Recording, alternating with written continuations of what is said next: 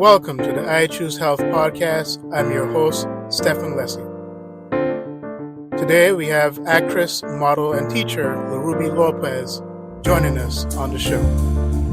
We want to emphasize that we are not providing any health advice, medical claims, or medical recommendations during the recording of this podcast. It is vital that you consult with a healthcare professional regarding any specific diagnosis or health concerns you may have. Additionally, any references made to organizations or institutions are purely for informational purposes and should not be perceived as endorsements or criticisms. They only gave me 1 year to live. Wow.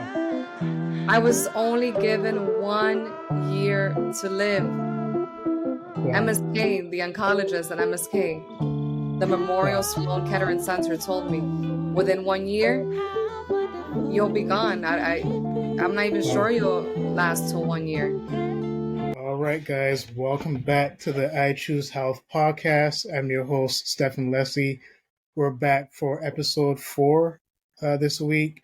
We just dropped the episode with Mark Payson. He's the fitness coach and podcaster. And we had a great discussion with him, especially surrounding mental health. And one of the things that he said that really stuck out to me, particularly since a lot of our audiences, people who are people of color or people who are minorities, one thing that he said that stuck out to me was the fact that he wants to get more people of color talking about their mental health issues, just because it's just something that is so often neglected. So I really want to get into today's interview because I definitely think there's going to be a lot of value for everyone listening, for everyone watching, especially for those of you who may have had different diagnoses or had family members go through different diagnoses. So I'm really excited to get into this discussion. It's a discussion with an old friend. We actually met in college, and we'll go through that as time goes on. But today we have actor, model, and cancer survivor Lerubi Lopez with us today. How are you doing today, Lerubi? I'm doing good. Thank you. Thank you so much for having me. I'm super excited to be here with you and with everyone on your platform and share my story. And hopefully it can be of some value to someone experiencing something similar, or if you have a friend that may be going through it or anything like that. Thank you so much. Yes, I'm definitely sure that it definitely will be a value of seeing, and we'll get into it too, because we've seen your videos on YouTube and what you shared there. So a lot of value, and you guys should definitely check it out. I think it is Loving Life with Lerubi Lopez, right? Yeah, Living Life by Lerubi Lopez. Yeah, so definitely, you guys should definitely go on there, and we'll obviously put the links in the description. So give me your background. You grew up in the Bronx, New York, right? Yeah. What part of the Bronx? So first, actually, I grew up in Washington Heights. And then when I was 9 years old, I moved to the Bronx. And it was more like the Creston Avenue, Walton Avenue area. And I guess just a regular childhood with both of my parents, and went to school. And I don't know, I always felt like I always go into mindset, like I would always visualize like, oh my God, I want to move. I want to move somewhere. Like, where am I going to move? And I would like start visualizing. Yeah. I've always been big on the whole positivity and mindset growth and things like that. Yeah. And you went to Washington Irving High School, right? Yeah. That's okay. Is that in Washington Heights or is that in the No, Bronx? that's actually 14th Street, Manhattan. 14th Yeah. Street. Okay. Yeah. So I went to Washington Irving first, then I transferred to Manhattan Center. Okay. I got And lucky.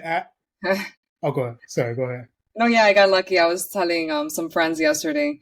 They were like, "Oh, you went to Manhattan Center?" I'm like, "I got lucky that year. I actually did good at math. I was taking tutoring, and when I went to the district to get a change, they said, you need to go to Manhattan Center. You're great at math and science." And I said, "Really? Okay." And I went there. Yeah.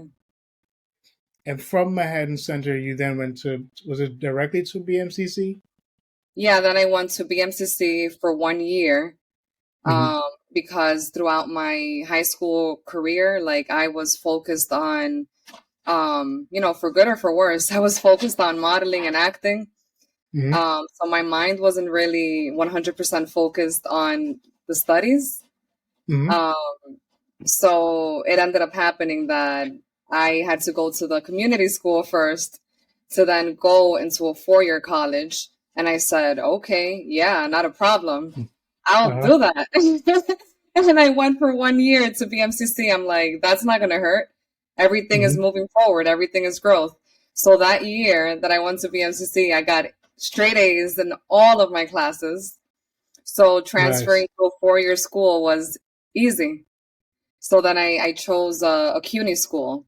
I chose a CUNY school and I ended up going to Hunter, which is Hmm. where you and I met, right? In one of the Yep. religion classes. Yeah. Yep. We met in the religion class. Woman, I think it was women in religion.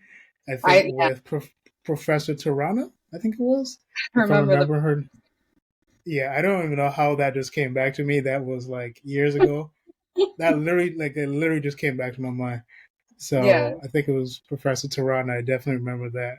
So so we met there, met at Hunter, and it was definitely a very interesting class as well.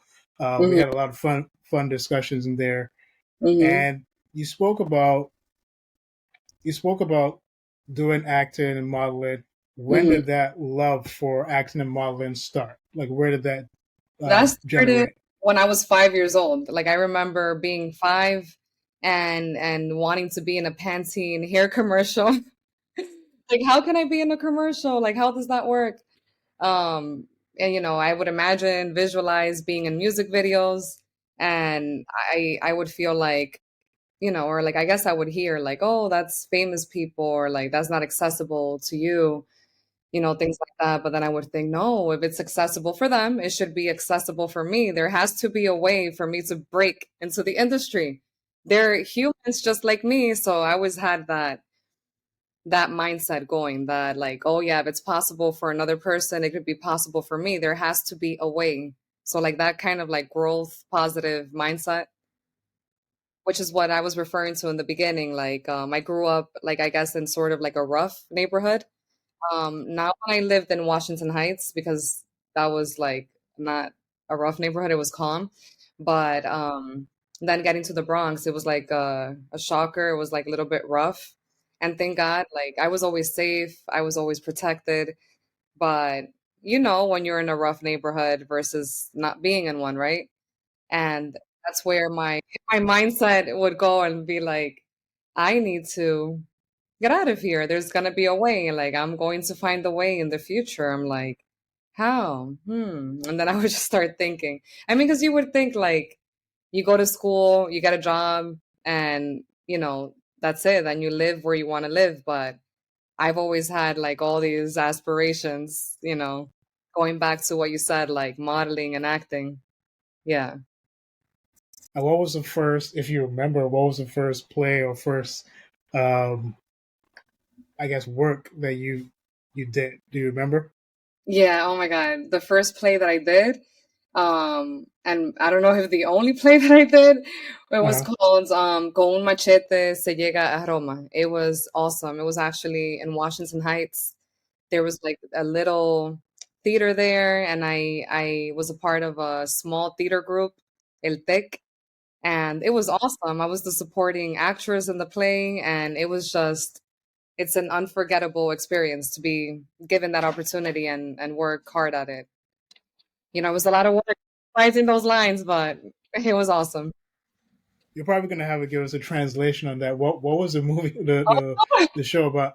yeah, the name of the play, Con un machete se llega a Roma. So with a machete, you get to Rome. But Interesting. yeah, but I think it's more about like, I mean, it was about people like trying to get a passport to Hmm. go to the United States. Interesting. Okay. But I guess metaphorically speaking, you know, I don't know if you like push through, Uh, and you break your way through, like you're gonna find the way and get to yeah. where you get to. I think. Yeah, I I can never definitely see. I know, but yeah, that's what I would say. Yeah, I can definitely see like the parallel there between like, yes, you're going physically to America, but then there's a the other part of it of going beyond and breaking through a barrier or breaking through whatever odds to beat, Right. whatever Like it how is you're trying to. you're gonna need a lawyer. You're gonna Yeah, need to know people. You're gonna have to make new connections. Where are you going to live? Where are you gonna stay? Not easy, right? yeah, yeah. Now you now we met a Hunter, and you graduated Hunter. I don't know what year. What year was that? So we met at Hunter, but then I had my first daughter. No, no, even before that. No, no, no. We met at Hunter. I was focused on my modeling and acting, and I was auditioning, and I had a manager. And, I'm also working tastings at the same time as working there, as going to school, and I'm doing like background work on film and TV, and I'm doing commercials. And, I was just like, no, I want to make it as an actor, I want to make it as a model. And my last year, guys, my last year, of course, why wouldn't Lerubi take a risk? I said, I'm dropping out of college. Why wouldn't I go? Like, it's me. Hello. That's what I do. So I said, no, like, I'm leaving college. I'm dropping out. Label it, what you want to label it. And I said, I'm going to follow my dreams. And there was just like some power into that, into like leaving.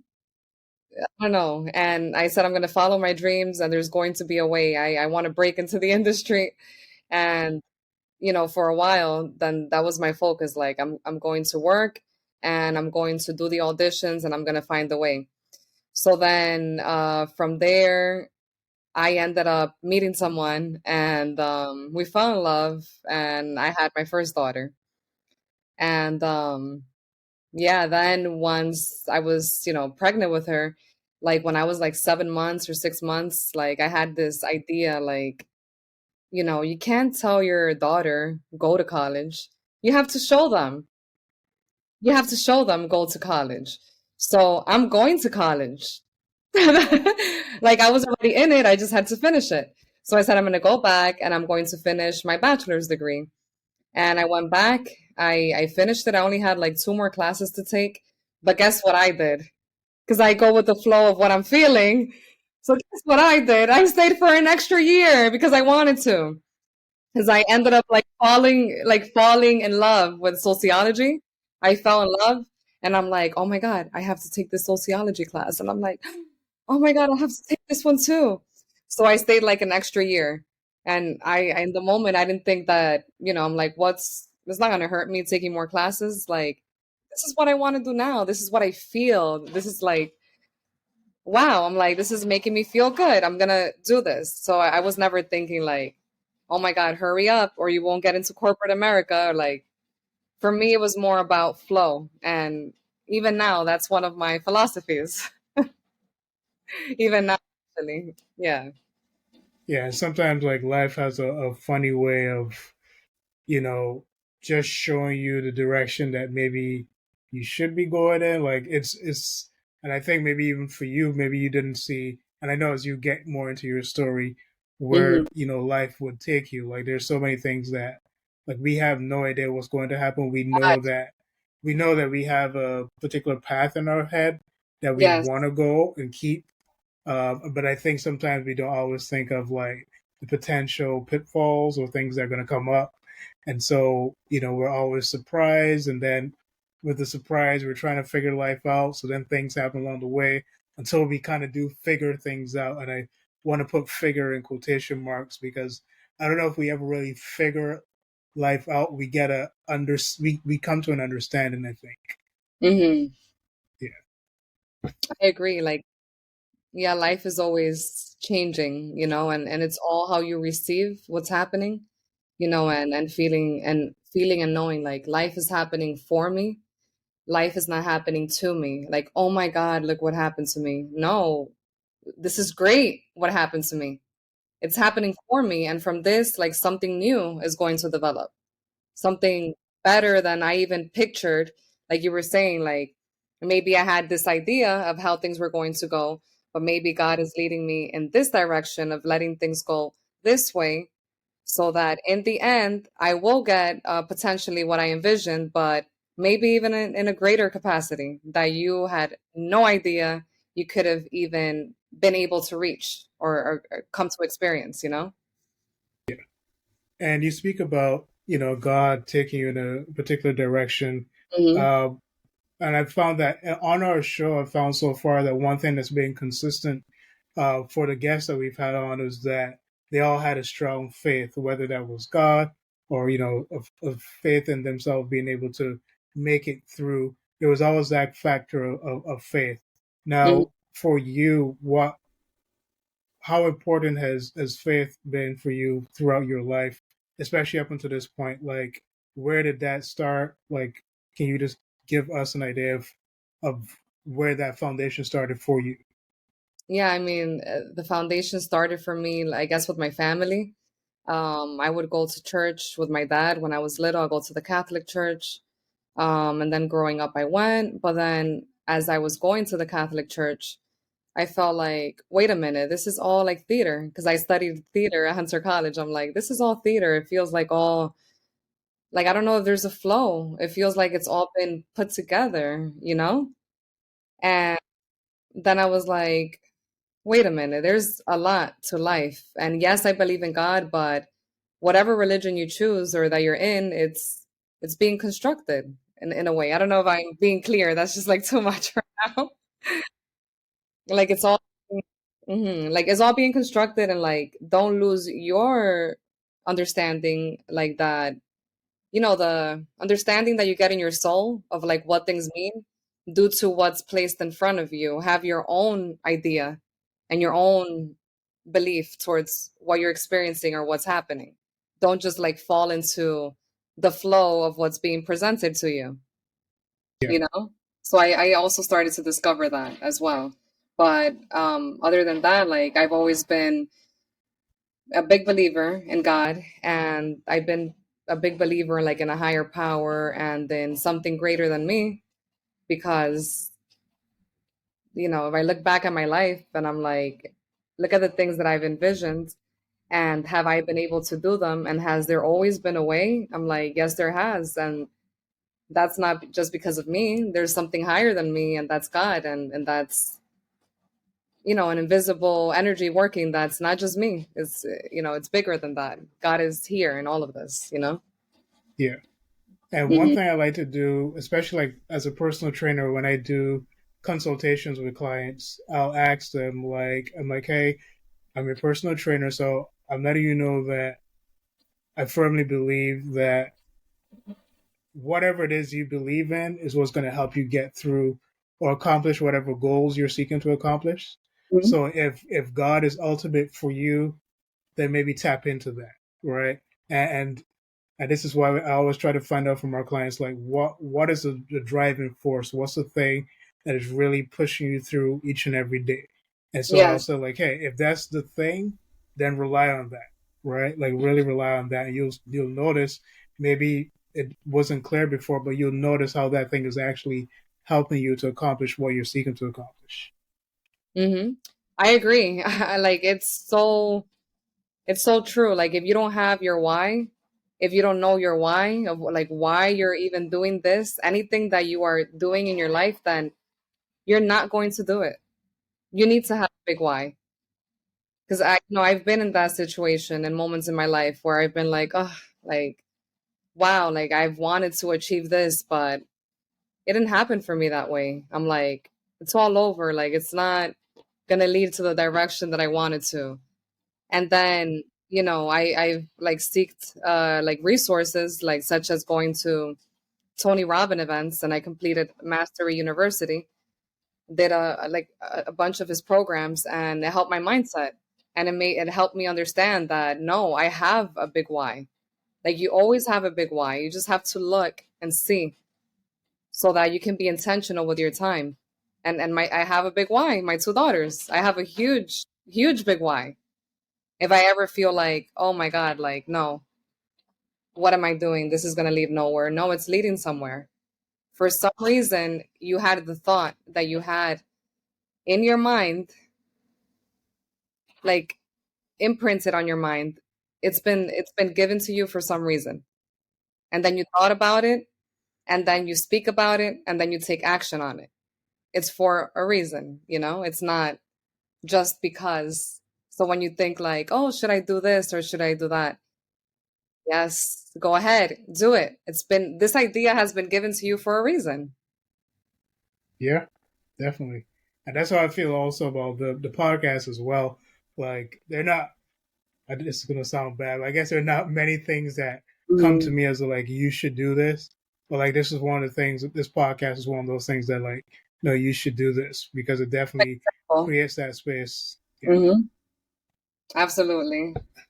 So you spoke about your why, and you had your first daughter. What year? What year was your first daughter born? Um, oh my gosh. 2015. 2015.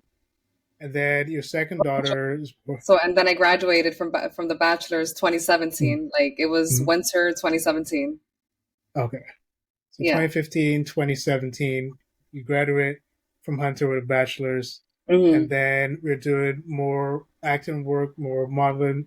Like, is that like Yeah. what comes after at that point?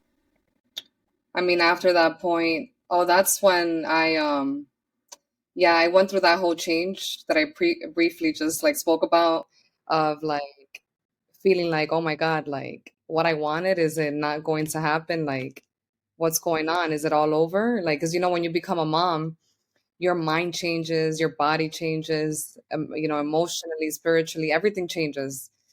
So, yeah, and then you also hear the thoughts and ideas of like the people in the world and how they say like, oh, once you become a mom, it's over.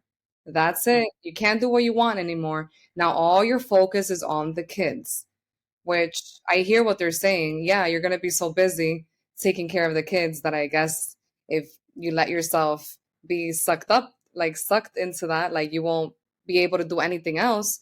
But if you don't do anything else with your life and you don't do things that you're passionate in your life, then you won't have any positive like energy with the kids because then you'll be lost. You won't be there. You will be like living not alive you know so then like that's when I realized, after that point, after graduating, I'm like, why am I feeling this way? I cannot feel that way. No, no, no, I need to do something to change this. So I was scrolling through my Instagram, and then I see a Tony Robbins event, and I said, Tony Robbins, I've seen his books at the Shakespeare store across the street from Hunter College. Every time I go buy a book for my classes, I'll see Tony Robbins, motivational speaker. I'm like, no, wait, this is what I need to wake me up from this and like get like make me realize, what's next, what's possible, and like get me to like meet new people, see how they did things and how they are thriving. Because a lot of people, people that go there are like overachievers and stuff, and everyone has kids, everyone has relationships. So how did they get over all of this and still become successful? So I'm like, I need to go there. I need to go there. So I went there, and I'm telling you, it's been life changing, totally life changing because I needed that. Hmm. So that happens. You come along. There's been more of a foundation for positive thinking, and then I know that I'm not sure exactly what year, but what year does the cancer diagnosis come? So the cancer diagnosis that came last year, December 2022. Wow, wow, so still very fresh. Very fresh. Yeah. Now, So what? been 9 months right now. Yeah, Almost a year. I mean, actually, almost a year in mhm, December. yeah. And what at the moment that you received that? Because when we spoke to Matthew in our last episodes. Matthew is a AIDS HIV survivor, and he first got it I think 2007. So he's been with it for 16 years. Um, but and I remember to speaking to him in that conversation how emotional and how connected to it, like he still felt like it was still very fresh. What was it for you, or how was it for you at that moment when you got that diagnosis? Like, how did it hit I'm you? How did it impact Can you? I backtrack a little bit? Hmm. Can I backtrack a little bit, like Oh, leading sure. up to the point? Yeah, I wanna.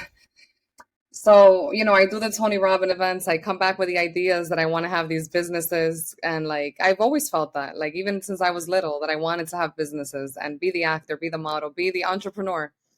And I continue to audition. I have some ideas of like courses I want to make, or like have a shake business, like a smoothie business. I didn't know how to go about it really. And when you're not clear on steps, you may not go through with things, which is not good. So, you know, I don't know, it just came to me like being clear on steps and giving yourself like an outline or like a deadline is also important, because you can wish and want something really bad, but if you don't have a plan for it, then it may not happen, right? And I feel like God wants for whatever he told you, like whatever idea that you're thinking about, like he wants for it to happen, but then we have to get into action. So, right? You agree with that? I totally agree. And actually, for those of you following on the YouTube, is actually a short that I put out called "Turning Your Why into a When." Right? Like if you Mm-hmm. know your why, it's time for it to become a when. Like Mm-hmm. it's good. It's good to have a why, but you need to know exactly when that thing has to happen, and you have to be the person that's going to make that happen. Absolutely. Like you have your ultimate goal, but what are the steps that we need to do and take action in to get to that ultimate goal? And we Yeah. know you just have to like look within. So I did that, and then I kept doing my castings. I kept auditioning, um, and then from there I had my second daughter. Then from there, I said, with everything I've learned, I'm feeling like I have to do something greater than myself. I have to like help communities in some way.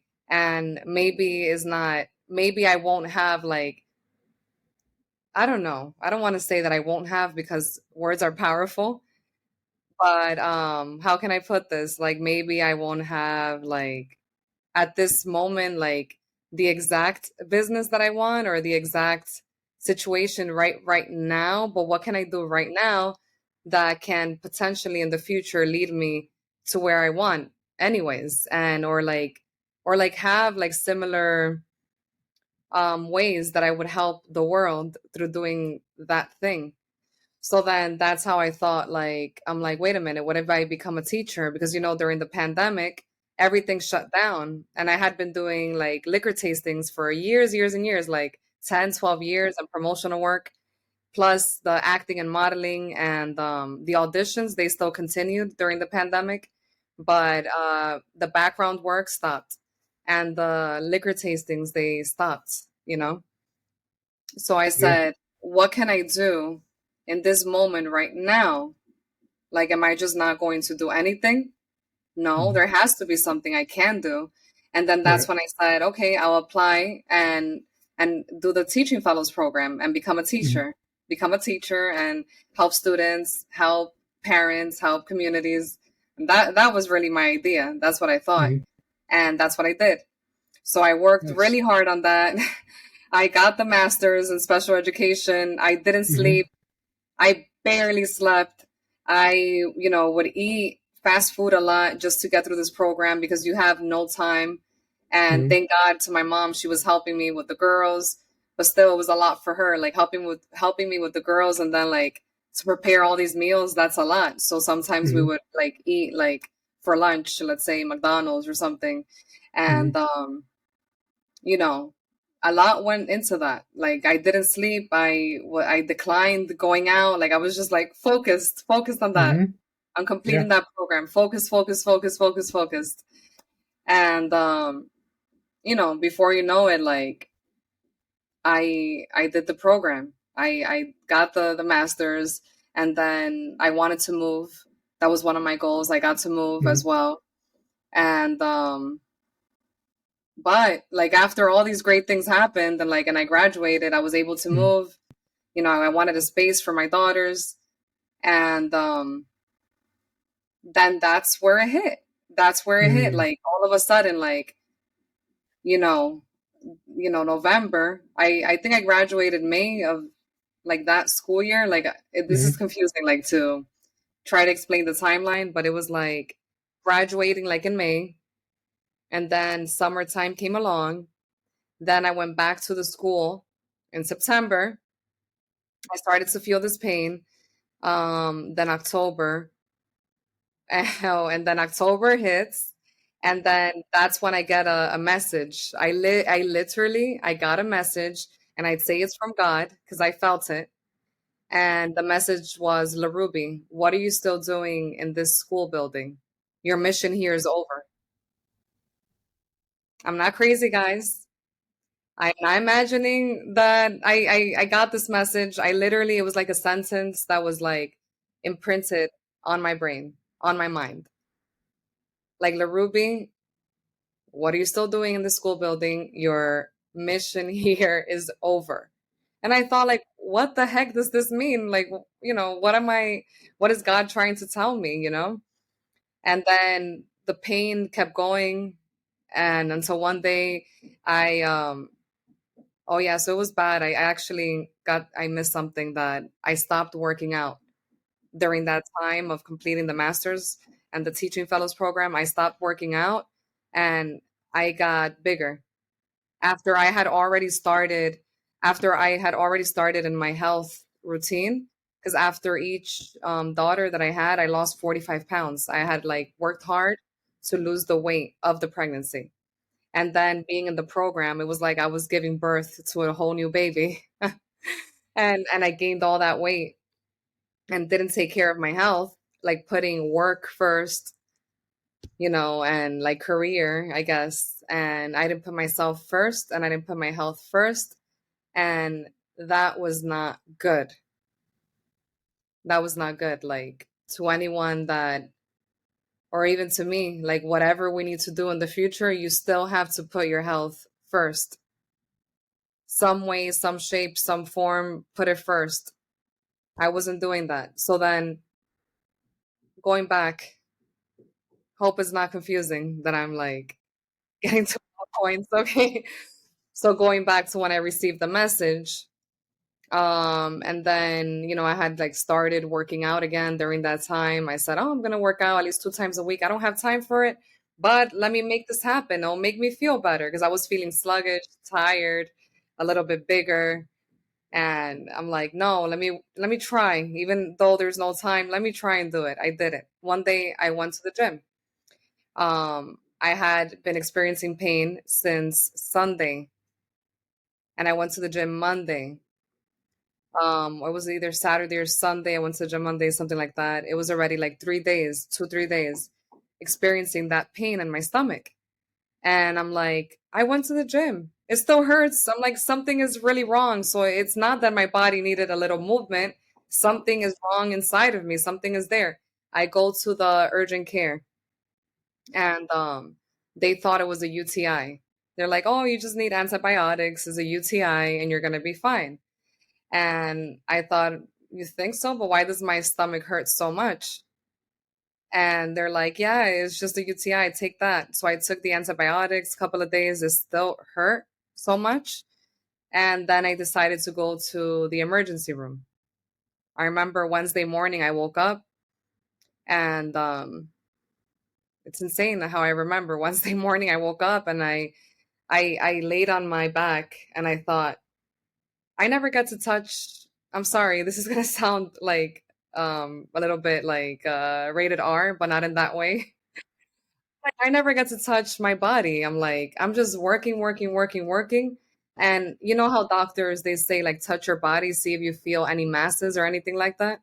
I'm like, I never get to do that. I'm just working, working, working. And now I just started the gym again and I have my daughters and I take care of my daughters. And wow, let me do that. And I did Hmm. it. And I laid on my back and I touched my stomach, and there it was, a Hmm. huge ball. I Oh, felt a wow. huge ball, and that was the mass. And it Wow. felt like a baby's head. It Wow. felt like a baby's head, and I'm like, oh my God. I'm like, am I pregnant? I'm like, I'm not pregnant. I'm like, what is this? I'm Right. like, And then I'm like, no, what Wow. is going on? I'm like, what is this? I Hmm. immediately I sent an email to work and I said, I can't go in today. I have to go to the Hmm. emergency room. Not feeling well. And I was like, I know I have to do IEPs for the school, like the students individualized educational programs. I had like Yeah. 12 to write and I was writing them like one after the other and like teaching the kids. I'm like, but if I don't go to the emergency room right now, what else is going to happen? Right.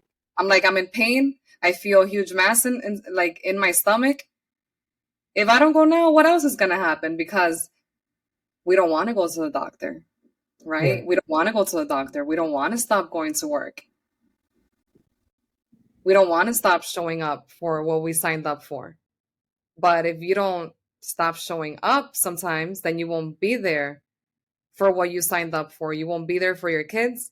You won't be there for your family. You won't be there for yourself. So, what good would it be? What good would it be? So, I said, I need to get out of here. I need to go and figure this out. I go to the emergency room, and the doctor tells me, "You look great."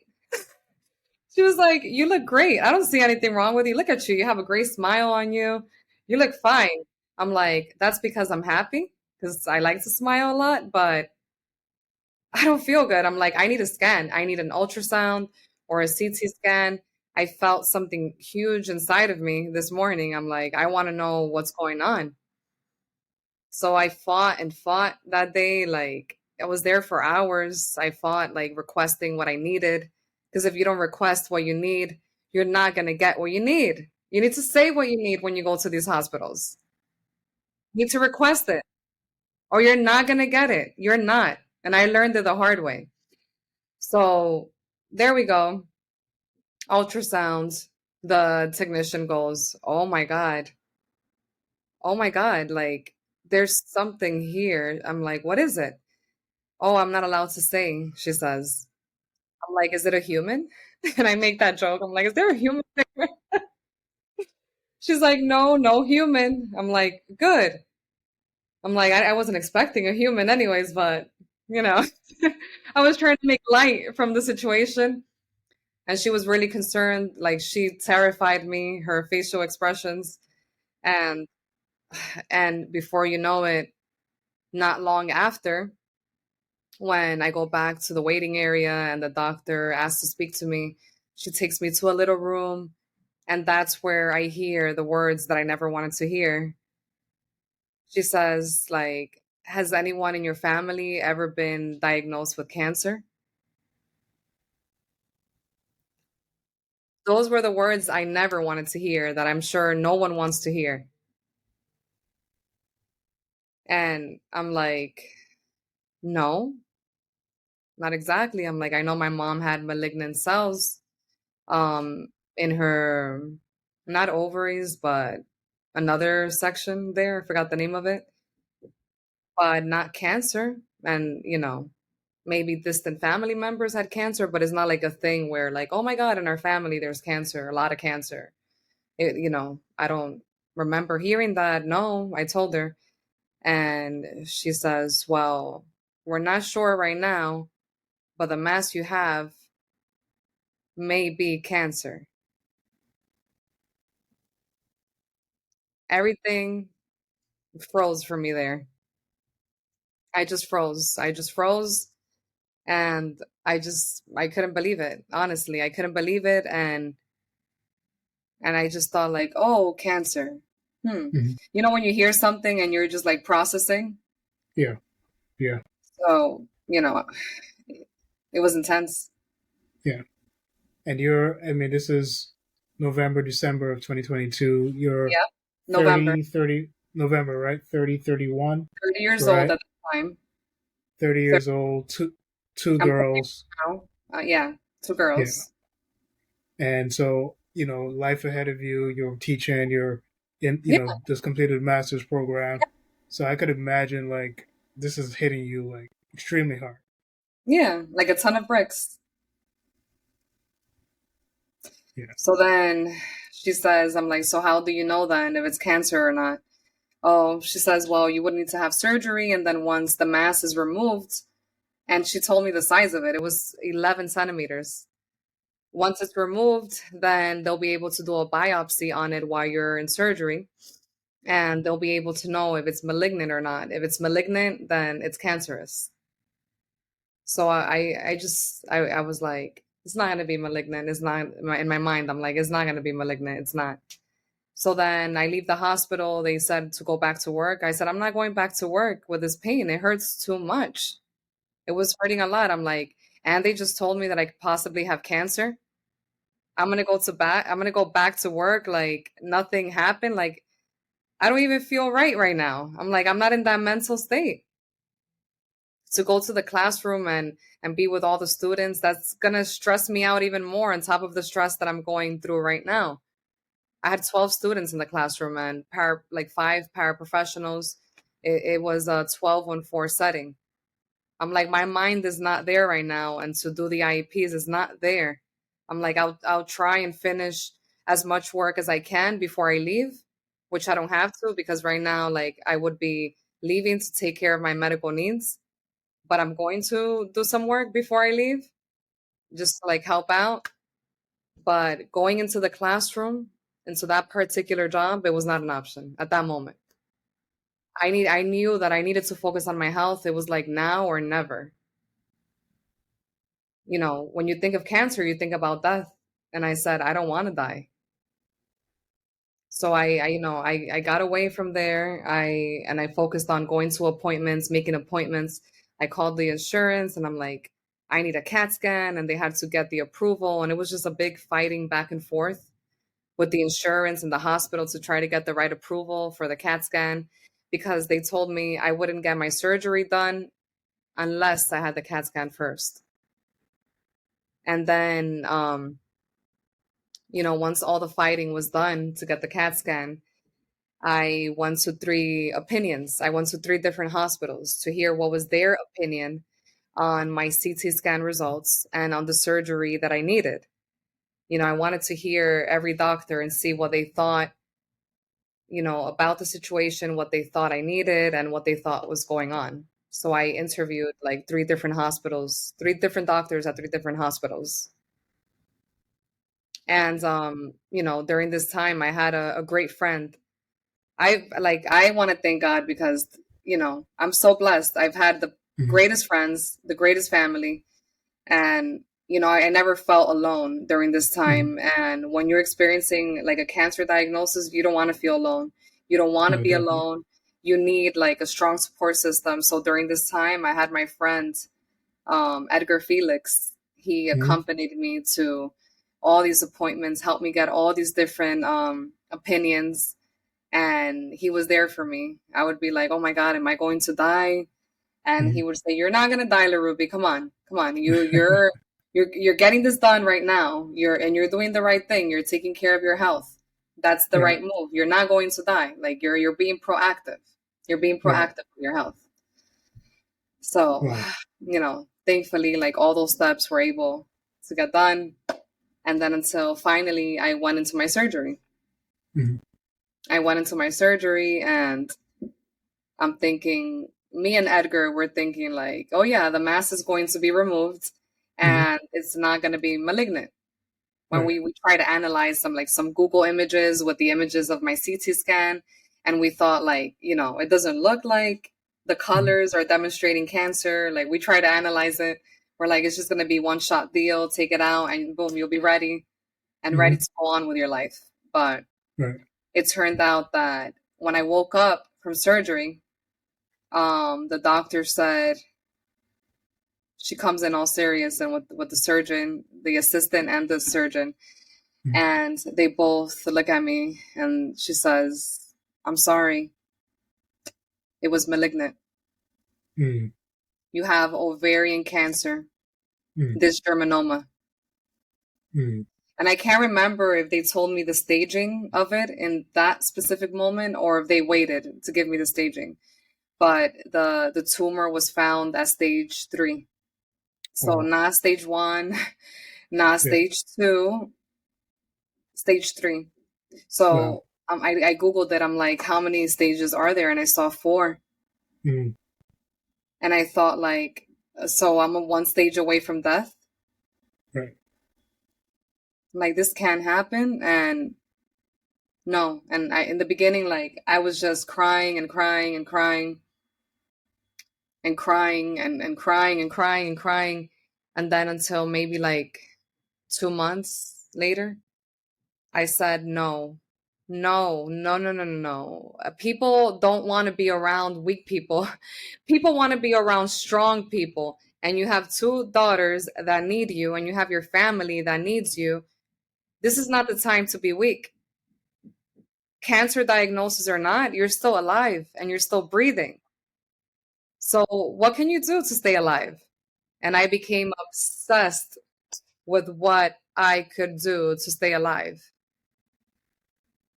I became obsessed.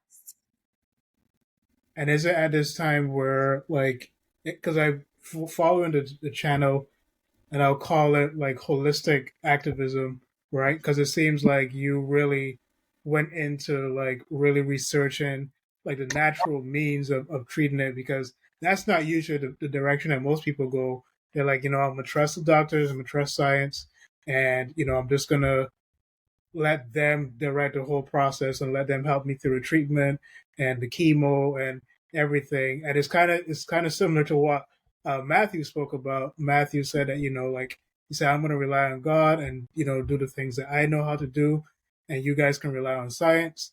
But he got through his difficult time, his rough patch.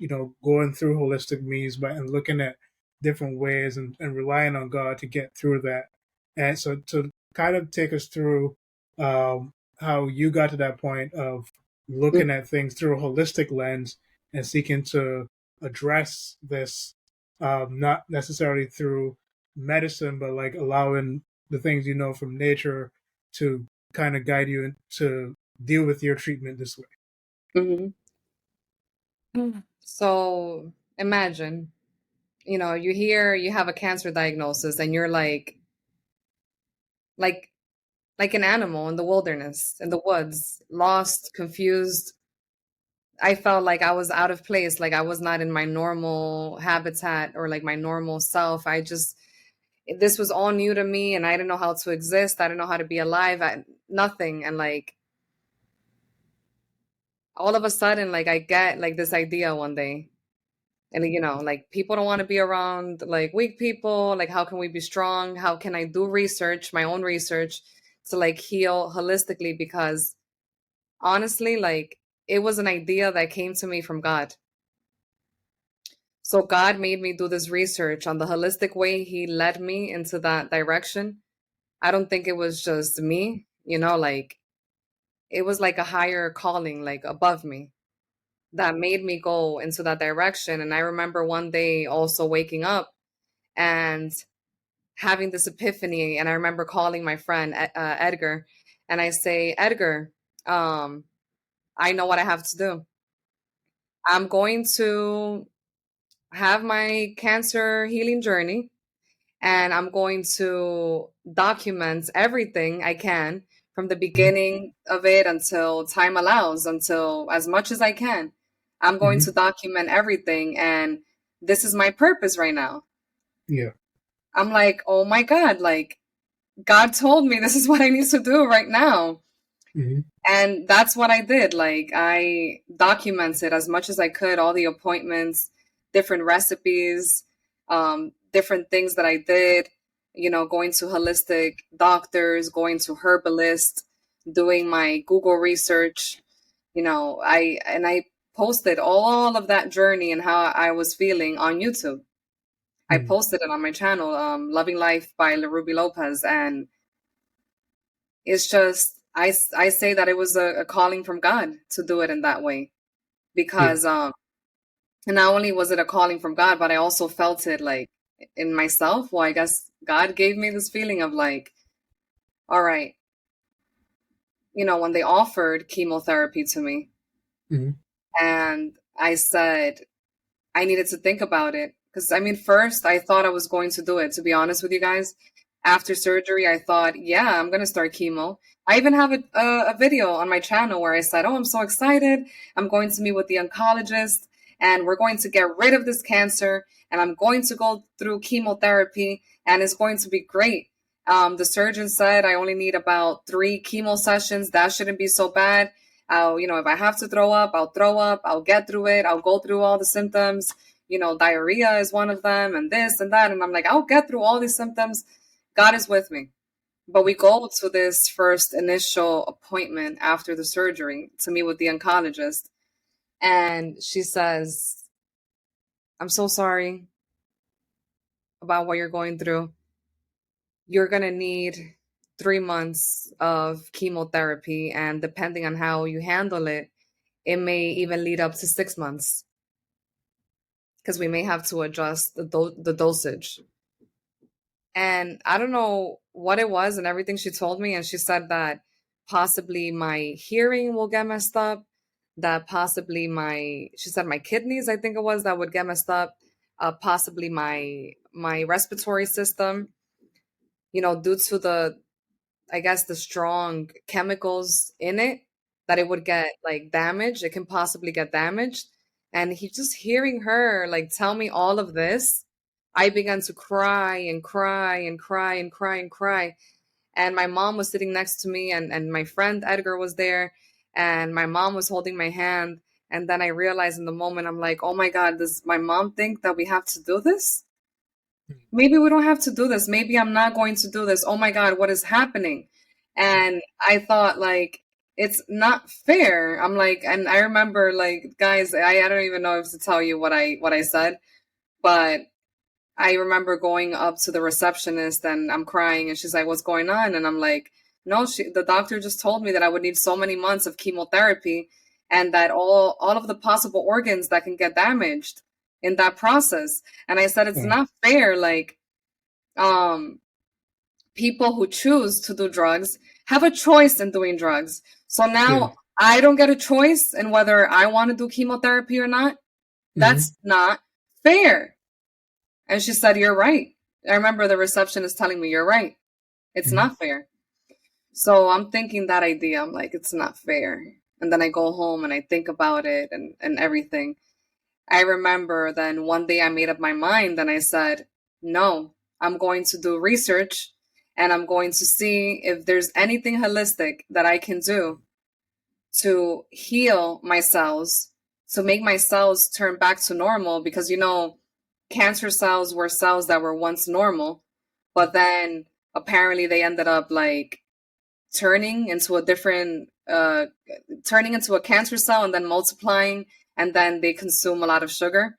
So I'm like, what if I can get my cells to be back to normal in a holistic way? And, if I ever change my mind and I feel ready for chemo, then I can tell the doctor, I feel ready for chemo. I can do it now. So basically that's what I did. Like I never felt ready.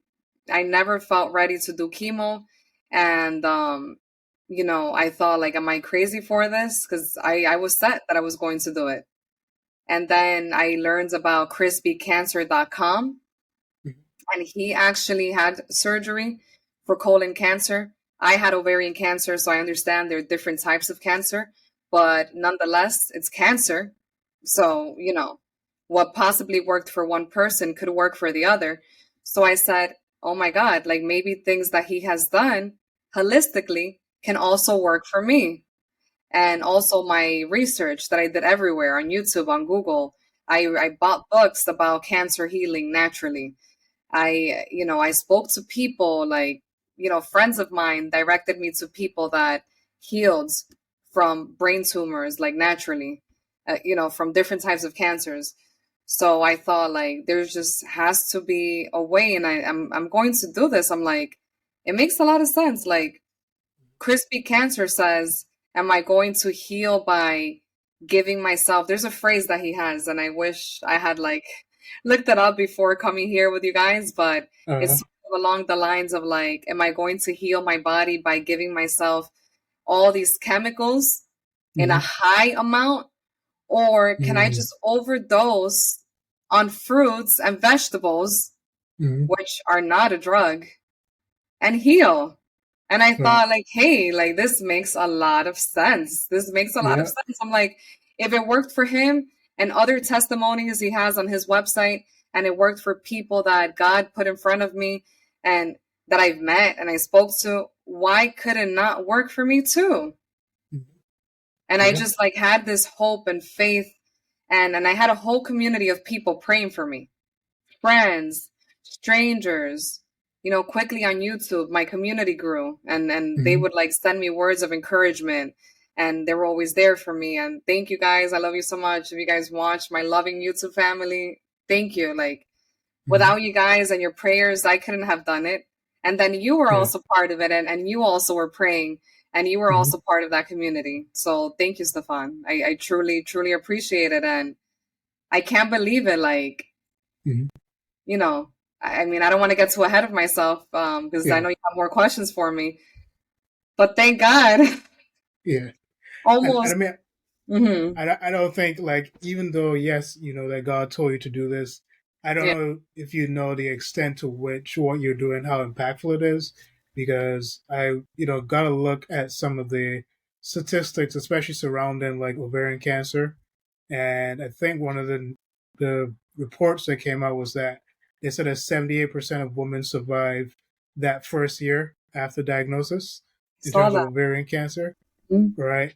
And it's been just about close to a year since your diagnosis. You're still here looking amazing, right? And I And mhm. mentioned they only gave me 1 year to live. Wow, I was only given 1 year to live. wow, MSK, the oncologist at MSK, the Memorial wow, Sloan Kettering Center, told me within 1 year you'll be gone. I'm not even sure wow. you'll last till 1 year, because something I didn't mention to you guys. It's just so much information, but Mm-hmm. after surgery, I had two nodules appear. Like maybe Wow. like a month or two later, like surgery was in Mm-hmm. December, January, February. So 2 months later in February, I had Mm-hmm. two nodules appear. And when I got the PET scan done, that area took in a lot of the FDG uptake, which is Mm-hmm. the sugar or glucose they inject into your vein. It took a lot of it. So it was suspicious for cancer. And they told me, like, it's cancer again. Like, obviously, they told me this in MSK. They were like, it's obviously cancer due to your history. Mm-hmm. And I'm like, oh my God, not again, not a mass again. Like, Yeah. imagine how terrified I was. I'm like, not again. And Mm-hmm. yeah, that's when they told me you're only gonna have 1 year left to live, if that, if that. Wow. And do you remember if they said it with? Because I know doctors are terrible when Yeah, it comes to compassion. So was yeah. there like any compassion behind them saying that, No, or was it just like, no compassion. wow, wow, She was very cold. She was very cold, and she said it clearly. She said, "You have at most," because I said, "Oh, is there like some sort of timeline?" I hear that people get a certain amount of time that they have left to live, or that they're going to live if they have cancer. So what if I don't do chemo? Then what? And she said at most you would have 1 year left to live. And I thought, oh my God, because she said you already wasted time. You haven't started right away since surgery. You've wasted time. She told me that. And then her assistant that I saw at a previous appointment, he had told me that if I don't do chemo, I'll be good without cancer maybe 2 years. And that if I did do chemo, then the cancer would come back in 4 to 5 years.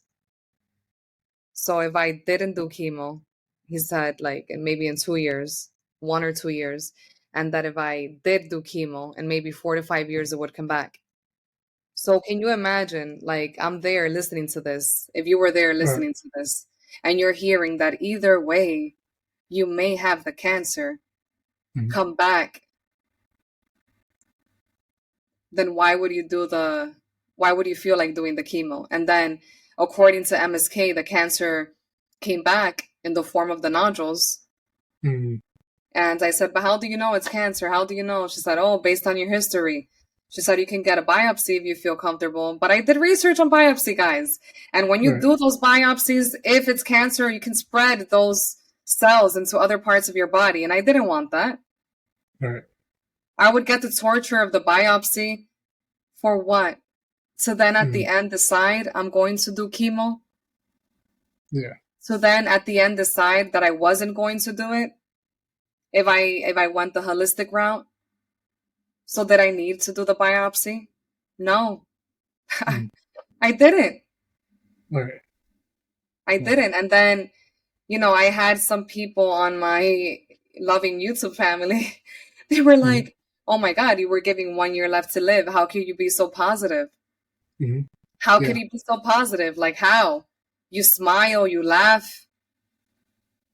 They even started to doubt my diagnosis. They started to doubt it. And I didn't feel good about that. That made me feel like pretty like terrible. I'm like, why would anyone make up a cancer diagnosis and having kids? And I didn't want to do what I did, but I ended up doing a live and probably a video where I shared my personal documents, my personal medical documents, stating my cancer diagnosis. So I was able to give people a visual with actual proof of it, because like statements like that from people that are not loving unconditionally, that would affect people who are actually trying to heal their cancer. Yeah. Yeah. So I didn't want to take away from the people that were loving unconditionally, learning new information from what I was sharing. I didn't want to take away from their credibility. I didn't want to take away from their credibility, because if God gave me this huge task to go through all the pain that I went through when I had the cancer inside of me, and then getting the surgery and how painful that was, and then God telling me, Lerubi, share your story on YouTube right now, I was not going to let like non-believers destroy the message. So even though I didn't want to show that proof, guess what, Stefan? I went on and I showed the proof of the actual cancer diagnosis. Yeah.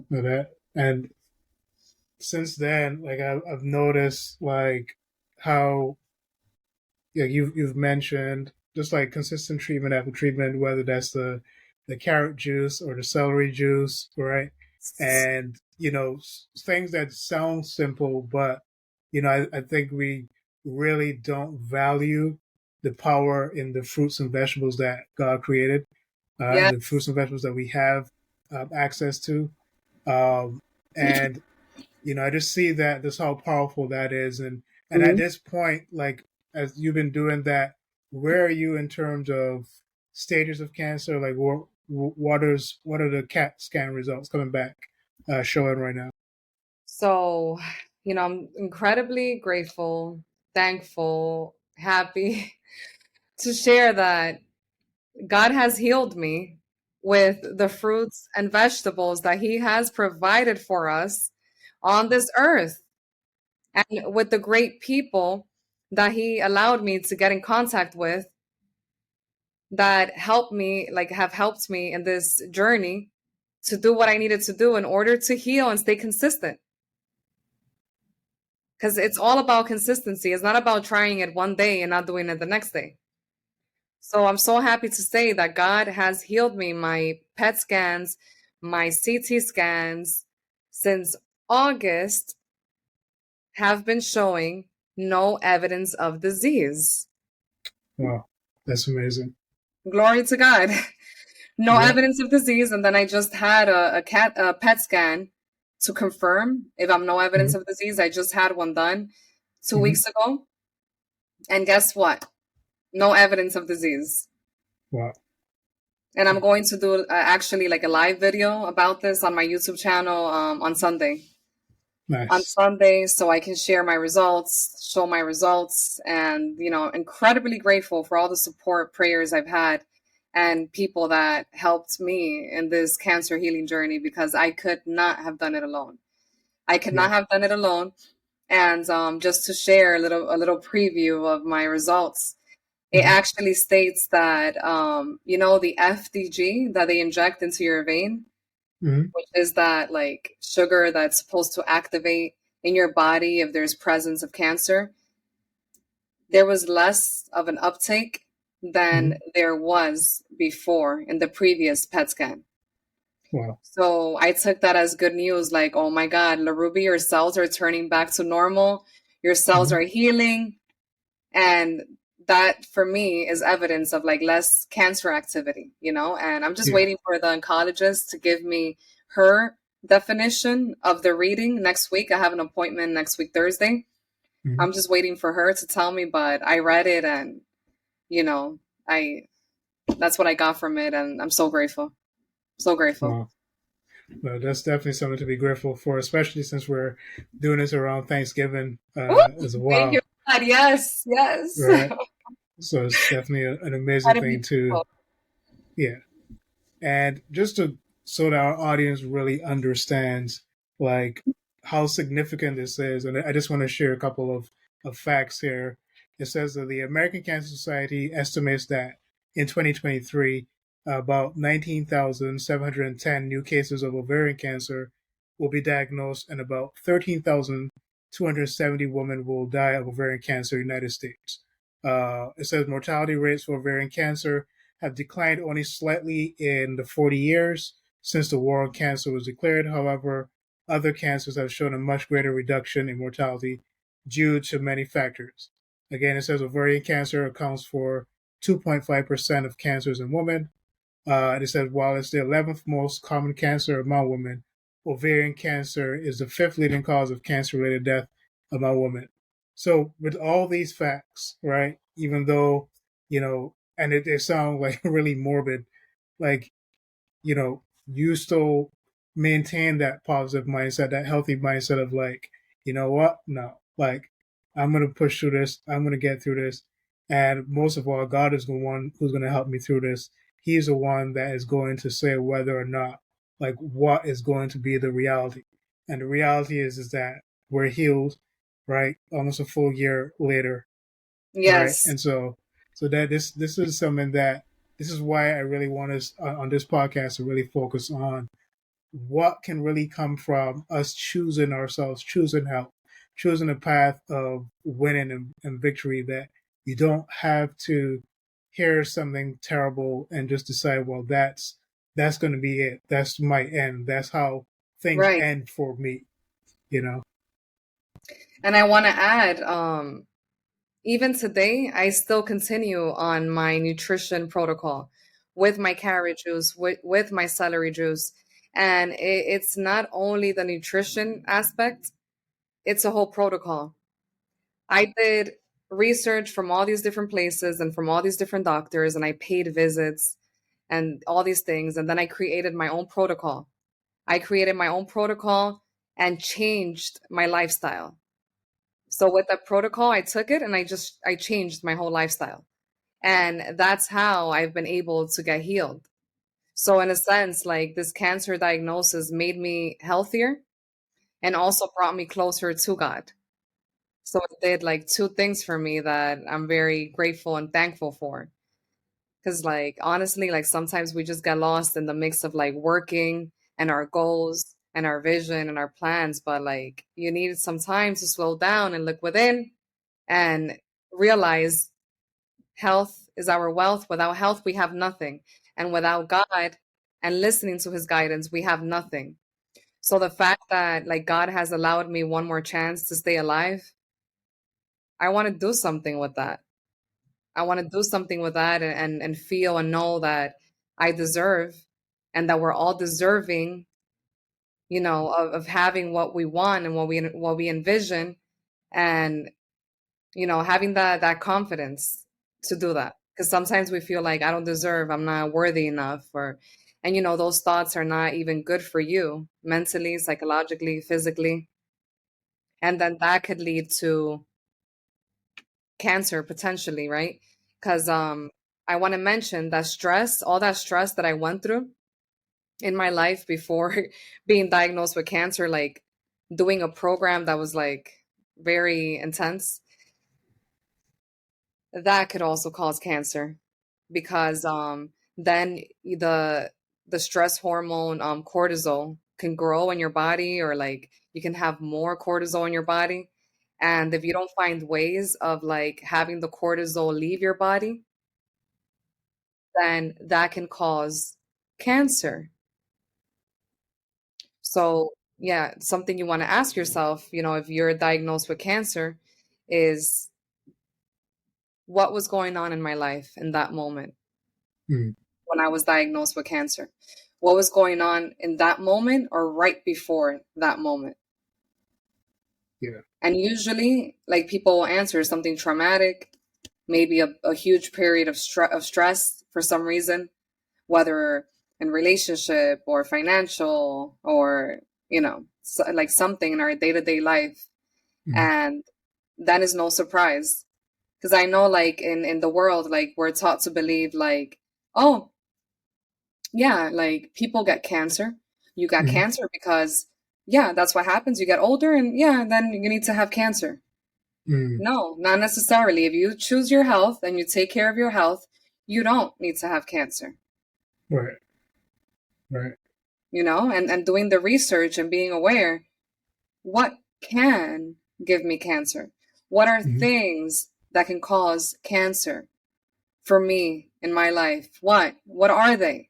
And then Right. finding ways to eliminate that and to work on that, so that's not a part of your life and you can actually Mm. be healthy and not get into cancer. And I made some notes like Mm. before coming on of like somewhat of a protocol. Like I'm Mm. like, I want to make this as valuable as possible. Mm. So I don't know if I can like tell you guys Oh, like, definitely. oh, okay. So basically also like a mindset that I had when this whole thing happened was like, oh my God, I want to live longer to love longer. I love my Mm. daughters. I love Mm. them. So that was a huge why for me. So I said, live longer to love longer, live Mm. longer to love longer. And my family and my friends, how can I do that? My obsession began. So then I realized, I said, I have to detox my body because my body must have so much toxins in it from all the stress that I went through, from all the fast foods that I ate, for the fact that I didn't work out in a while. Because I didn't work out in a while, and then I began to work out. And then, we always think that then that's supposed to like make up for the previous days or years. Great that you started, but your body may have all these toxins from when you didn't start. So I'm like, okay, I have to detox my body, I have to nourish my body, and I have to regenerate the cells in my body. So those three things: detox, nourish, and regenerate. So I want all the toxins to leave my body. That's a detox. I want to nourish my body with fruits and vegetables. That's the nourishment. And I want to regenerate the cells in my body. I want to regenerate the cells in my body into healthy cells. And if I follow the protocol, I will be able to do all three things.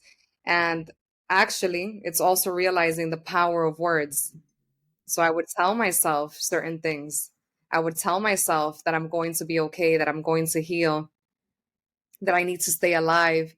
Lerubi, you're breathing. You're breathing right now. Let's go. What's next? What are you going to do next to heal? So if I touch upon the what I wrote down in my list for the protocol. So number one, sleeping enough to be rested. So from 10 to 2 a.m., the cells in your body, they regenerate. And from 11 to 1 a.m. is when melatonin's production is the highest in your body. And melatonin is one of the hormones that's responsible for having cancer leave your body. I did a lot of research on this and I came across that we need melatonin. If you don't want cancer in your body, you need melatonin. Sleep is so important. I know there's the culture of like the hustle and all that, and like no sleep, no. I understand we want more hours in our lives, but maybe it's also being intentional with our time while we are awake and noticing the pockets of time that are available and having a list of what you're going to do when you have 10 minutes available, 15 minutes available, so that you don't, what's that word I'm looking for? You don't give up your sleep Yeah. to do this hustle mentality, because then what good would it be for the next day if you're tired? Not only tired, but what good is it if for the next days of your life, you're not healthy? Yeah. What good is it? So Yeah. you need your sleep. So I would say try to be in bed before 10 o'clock. So you Yeah. get that regeneration of your cells from 10 to 2 a.m. in the Yeah. morning. Nice. Yeah. So you want to get that. And number 2 is eating a big bowl of cruciferous vegetables daily. So daily, you want to eat a big bowl of, your Brussels sprouts, your broccoli, cauliflower, kale. Maybe have some onions on that. Maybe have some sauerkraut. Do you sometimes feel like it doesn't go together? Like, we can think that, or we can think, no, this is healing my body. Right. This is healing my body, and I'm going to eat this. Having your avocado there, just having all these vegetables that are going to give the nutrients to your body that you need, the nourishment that your body needs. Juicing 5 cups, number 3, juicing 5 cups of carrot juice daily, 5 times a week. That's something else you want to do.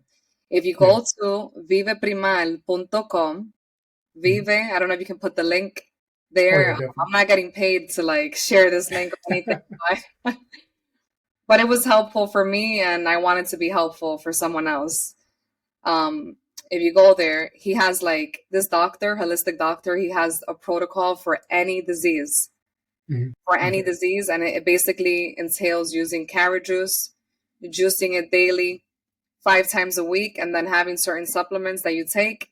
And for me, I used the cancer protocol. So it was 5 cups of carrot juice per day, 5 times a week. And I did that, and let me tell you, that was a game changer. And funny enough, before I found viveprimal.com, then the doctor's name is actually Dr. Ludwig Johnson. Before I found him, in the beginning of doing the YouTube channel, and I remember I came home one morning and I was going to record a few videos. And this thought came onto my mind, like an epiphany. Mind you, during this time, I'm not really eating. I'm mostly fasting. I'm just juicing and drinking water, and not focused on eating carbs because I didn't want sugar. Carbs turn into sugar. I didn't want that. Cancer like sugar. I just wanted to get away from that. And I'm feeling a little bit light, and my body is detoxing during this time. And sorry for so much information, guys, but I had diarrhea during that time for 3 months. It was intense. I would go somewhere and then I feel like, oh my God, I have to go to the bathroom. All those toxins were leaving my body with the protocol that I did. And at this point, I was still not on carrot juice. This was only detoxing with celery juice, 16 ounces a day, every morning, with garlic. I would peel 1 garlic every morning, smash it, and take it down with lemon water. Oh my God, wonders for your body, wonders. And the thought came down to me, Lerubi, and I listened. You're missing carrot juice. You need carrot juice. I don't know how, when, where, why, how I heard that, but I heard it. And then fast forward into the future, I learned about Dr. Ludwig Johnson and the website that he has and how he has the protocol there. And I began to do that. And he's on Instagram too. I began to do the carrot juice. And once I did the carrot juice, soon after I had a dream. I'm very like spiritual and things like that, and like listening to ourselves. And the dream was basically that I'm walking, and everywhere that I walked and everything that I touched, it turned into carrots. Mhm. So I'm like, oh my God, this is a confirmation. Keep Mhm. drinking carrot juice. Yeah. And you fast forward again. When I go to one of my visits, I had my scans. The nodules were getting smaller. Oh, The two wow. nodules were getting smaller. Nice. And they were like, no. They're like, oh, the doctors are like, they're just getting smaller because, maybe it's not accurate, the measurements on the PET scan as Mm. opposed to the CAT scan. I said, no, I mean, you sure? I'm like, it looks like it's getting smaller. Look at the measurements. They're like, Yeah. oh. Then they do a scan, and then it was evidently getting smaller. And, until the day that they were never even present anymore. Mm. Yeah. Yeah, Wow. I know. And then number 5, smile every moment that you can. Hmm. Smile every moment you can. Feel the gratitude. Be thankful. Life is happening again for you, it's not happening to you. And, there's a reason why all of this is happening. And Hmm. sometimes it's for greater things that you never even imagined. Hmm. I'm like Yeah. so grateful that I could help so many people with my Yeah. story, like super thankful about that. Yeah. Yeah. Number 6, you want to be stress free. I know that's hard to say, Yeah. right? Because Especially the parent as well. especially to parents. Yeah. Yeah. Right? It's hard to say, like, don't be stressed, Yeah. but don't be stressed.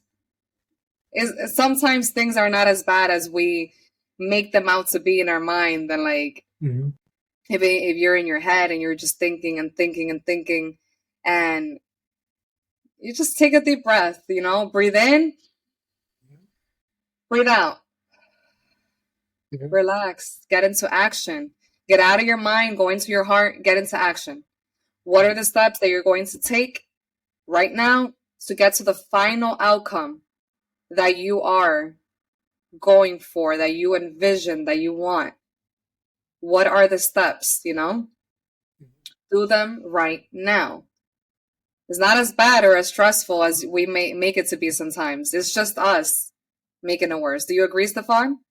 I totally agree. I definitely think that our mindset really dictates so much. And we really, I think about all the people that we either deem as successful or great.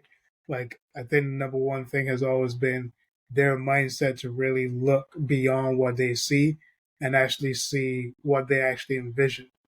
And so I Mm-hmm. think that's a really huge part of it. Absolutely.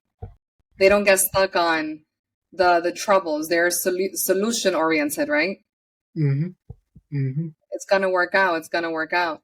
And it brings me back to what I've learned in Tony Robbins and how like he would have like these long days and like this determination of like getting things done, and he would have us, the participants, be at the event, at the workshop Hmm. for like 16 hours straight, Right. to show Wow. us what life is like. Life is about putting in the work. Yeah. Yeah. But I would have to say, like, after going through cancer, you also have to realize how important sleep is.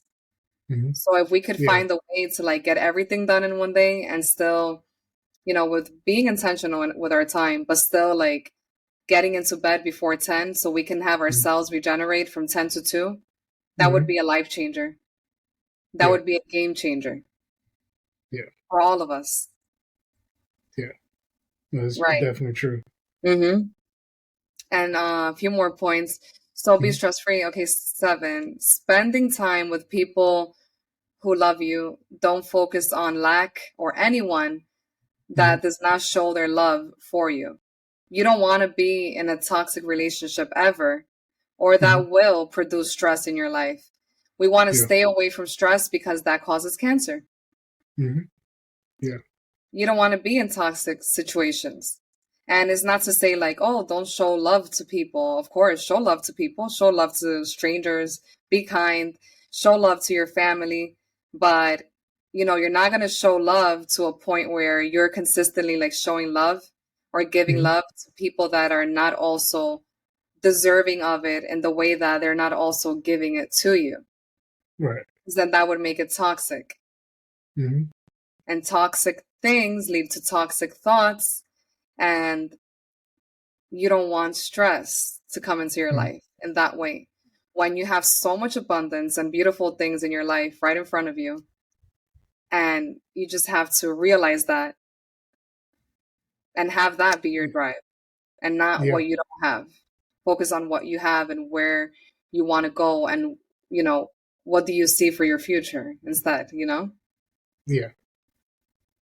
That's a big factor in the whole cancer healing. Huge, huge. Yeah. Yeah. Definitely.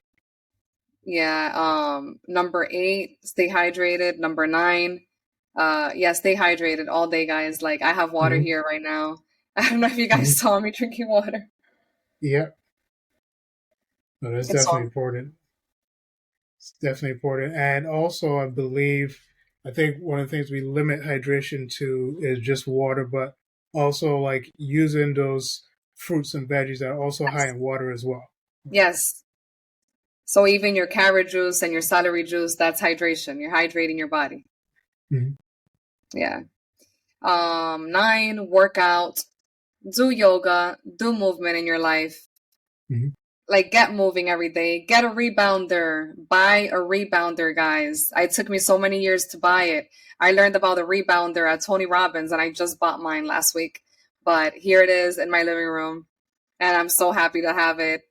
Uh-huh. Have your rebounder, set it up, get home, jump for maybe 5 minutes, then do another 5 minutes when you can, but get moving, get your Mm-hmm. circulatory system working, your blood moving, get your cells in action, like, get moving, right? We don't want Yeah. to be stagnant in any Right. way. You don't want to. You want to keep growing. Yeah. And by Um, when you say rebounder, what is that exactly? yeah, so the rebounder, it's like a trampoline, a mini trampoline. Oh, okay. Yeah, yeah, you just like jump on it and you're gonna feel energy, you're gonna get healthier. It's gonna be a life changer. There's so many benefits if you guys go online and you guys like search it up. I wish I had them for you, sorry. Uh-huh. But I know as far as the circulatory system, it'll be working better. Mm-hmm. Um, and more energy, but there's a lot more benefits to having a rebounder. Nice. Yeah. So we have that. Daily. Oh wait, yoga changed my life, by the way. Oh my God. Mm-hmm. So I know some people take it as like yoga's bad for you. You're like praising a god or something. Uh-huh. It's all your intention. Is your intention to go in and praise a certain god? That's what you're Right. doing, then that's what you're doing. I personally went into yoga because I wanted to heal my Right. body. I wanted to heal my spine. Mm-hmm. I wanted to heal my posture and like the movement of my spine and like making sure my spine was working well. Like, I did so much research on like poor spine health and how that can cause a lot of diseases. Mm-hmm. I don't want that. Right. I obviously was very sick. Like, my body was very sick that it turned to get cancer. So Mm-hmm. I wanted to find any way possible to heal, and yoga was a huge part of it. Yeah, ever since August, I've been practicing yoga consistently, weekly, and Nice. I love it. I feel Nice. stronger. I feel more flexibility. I just feel great. That's good. Yeah. I'm sorry. Am I taking long with the list? No, it's fine. It's fine. Because I definitely think this is valuable. It's definitely very, very valuable information because for people going through this, it's important for them to hear it, especially since there are only certain channels through which they'll be able to get any type of information like this because they're either bombarded by some medical professional that's telling them like, hey, that guy or that lady or whoever it is, they're kooks, they don't know what they're talking about. You need to follow our protocol, you need to go through the chemo, you need to be taking this medication, and we're Right. constantly being told by the medical industry, this is what you need to do, and this is the same medical industry that has been profiting billions, trillions of dollars off of us. But then we don't see that we're any healthier or any better, even though we're putting all this money into the medical industry, right? Right. I agree with what you said, but I also want to add a disclaimer. Mm-hmm. Anything that I'm sharing, and I'm pretty sure Stefan, I mean, you can add your thoughts, but anything that I'm sharing is not to discourage you from like following your medical professional Right. advice. Um, I basically went through this cancer situation and this healing journey, and I found it my calling to continue Mm-hmm. to share with people my experience and in hopes of, maybe like helping other people. Mm-hmm. And but a disclaimer is that I don't discourage you to follow your medical advice. You're free to do Right. what you want to do and to follow the protocol that you want to follow, and whatever you have agreed to do with your family, friends, your doctor, that is up to you. I'm only here to share advice like based on what I did and share Right. my story and what I did. Yeah. Yeah. Definitely. And I love the fact that you took it and created a protocol for yourself, right? Because Thank there you. are not many people that actually would do that. It's just like, let me Mhm. just try to follow these steps, but you give yourself a guide, something that you were going to follow, that you were going to stick to. And it sounds like it definitely worked. Yes, yes. Truly, truly grateful about that. Okay, so then we have daily supplements. So you need to go to a holistic doctor and have them evaluate your situation to guide you in purchasing the supplements that you need. So that's what I did. I went to Mm-hmm. the holistic doctor and he told me what supplements I needed to get based on my specific cancer because the Mm-hmm. cancer was located in a specific region. Right. So based on that region, he told me what supplements to take. And guess what, guys? Till this day, I still take those supplements. Yep. It's not over yet. Medically, like if you haven't been cancer free for 5 years, you're not free. And not only that, but since it's fairly new, what happened to me, like I wouldn't stop taking my supplements or doing my protocol anytime soon. And to be honest with you guys, this will probably be my lifestyle forever, ever, ever, and forever, and infinity and beyond. Mm-hmm. Because it just, the way it made me feel, it's good and it changed my life. I'm alive. Mm-hmm. So why would I change that? I don't see Yeah. why I should.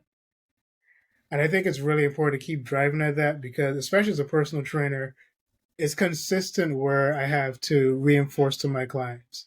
It's about a lifestyle, right? Because Yeah, consistently clients want to like, hey, I got a wedding coming up. I want to lose 20, 30 pounds, right. right? And then they do it.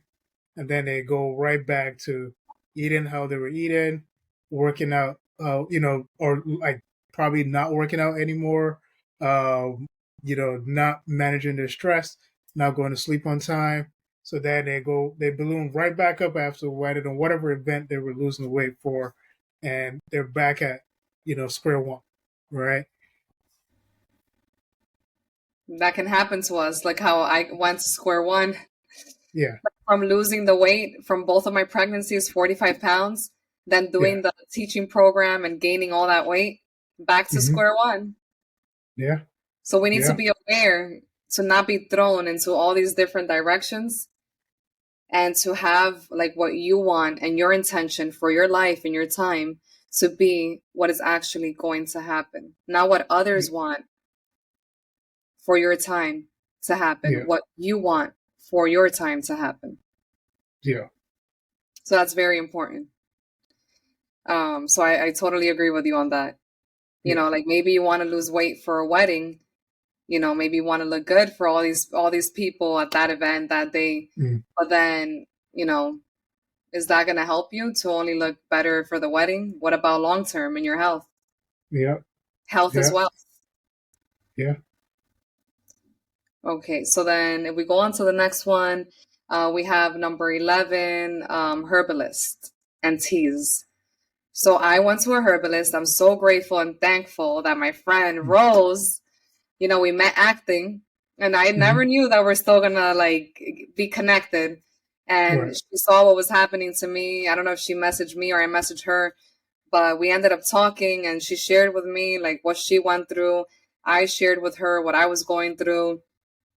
We found like a common ground, and she said, listen, I went to this herbalist when I was going through something, and I recommend that you try and visit him Mm-hmm. and see how it goes.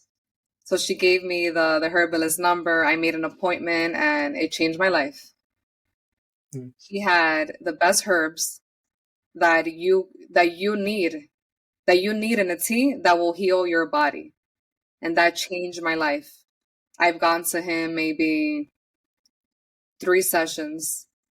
And every time I leave, with my bag of teas, and then I make them for like 7 to 10 days, and it really has changed my life. That's also part of my healing. Yes. Nice. Mm-hmm. So we have that. Also at home, personally, I made my own tea. I made ginger tea with like the actual ginger or the powder. It would vary. This was a long healing journey. I was just trying to stay motivated and alive. At one point I used like the powder, but then I was like, let me use the real ginger. And I got soursop leaves and guava leaves. Actually, my brother's girlfriend got me the guava leaves, and I was thankful for that. I Googled it, and I'm like, oh my God, it helps with ovary like cysts and things like that and masses. I'm like, great. Soursop, for years and years we've heard of the magic of soursop, the leaf and the fruit. So I did that. I boiled it. I would drink it. And also I would add turmeric powder to my tea. You could also buy the root, but I would add the powder. Turmeric, oh my God. There's actually studies that have shown that the turmeric heals ovarian cancer. Also, Mm-hmm. ginger can heal ovarian cancer. There's been studies. Um, that's so truly powerful, amazing. Yeah. Yeah. Like, wow. What else on that? On the healing of the tea? Trying to think. I don't want to leave anything out. No, that's fine. It's totally Yeah, fine. And anything you can think of, maybe if you even think of it after, I can definitely put it in the description so that everyone can, take a look at it. And you're definitely welcome to definitely come back because that's one thing we've all had like great guests on the show. So there are a couple of guests who said that they'll definitely come back definitely, for a repeat episode. But this definitely. was definitely very valuable information. And again, obviously, put in the disclaimer here, even though like Lerubi's like experience and testimony, like she went through it, she did the work, she saw the results. And I want to put a disclaimer that yes, this is a process she went through, and we're not saying that this is something that you have to do, Mm-hmm. but always keep the option open of entertaining holistic and natural means to treatment and to cure. And and I think that hearing stories like this, because this is not like your story is not the first that we've heard like this, right? We've had consistent testimonies, thousands and millions of testimonies of people, utilizing holistic means to cure themselves. And so it's just amazing to me that it's still uh, a route that is not as trusted as other means of dealing with it. I Right. understand the risk, the fear, like because like even overcoming that, like even overcoming the idea that I'm going down a route or a means of treatment that most people actually don't resort to, right? Like That was most scary. people, yeah, yeah, like that takes a really like a lot of guts, a lot of strong faith to be like, you know what, I'm gonna do that, right? I just wanted to have energy, like for my daughters and my friends and my family, and I I didn't think I would have it in another Yeah, route. I yeah, wanted to overdose on getting energy. And yeah, if I overdosed in another way that wouldn't give me energy, then how would I be able to be useful for anyone around me and for yeah, myself? yeah, Quickly, yeah. if I can say like 10 more points, Oh, sure. yeah. I'm sorry, guys. Maybe Nope. there'll be another way in the future that we can get even deeper, but before we leave, at least I can leave you guys with these points. Mm-hmm. So there's also magic in blueberries. I would Mm-hmm. have a blueberry shake for lunch every day. Blueberries have a certain chemical that is anti-cancer. So Mm-hmm. you want to have blueberries every day, whether in a smoothie or just a handful, you want to have them. 13, ovarian, for ovarian cancer, the magic of the orange family. So winter Mm-hmm. squash, carrots, papaya, mango, grapefruit. There is magic in each of these fruits and vegetables for your body. There is magic. And ginger is also the, orange family. Also turmeric. Look at that. Yeah. Orange. Yeah. And number 14, smoothies, sour sop smoothies. I made them probably like 3 months straight, 4 months straight. Mm-hmm. Um, and also I would make the papaya and mango smoothie. I would add to my smoothies bitter apricot seeds. Like the Mm-hmm. bag says to only add 2 to 3. Mm-hmm. But I personally took the risk. I was obsessed with staying alive. And I took the risk and I added sometimes like 10, 15, Yeah. 20. Um, because they said like not to take that much or your body could be poisoned. So Mm-hmm. up to you guys, if you want to follow that direction of the bag, then do what's best for you and your family and do the 2 to 3 seeds. But I personally did research and I Mm-hmm. saw other people that took a handful of apricot seeds, for example. And I said, how about I count them? And then I would do like 10, 15, 20. So I did that.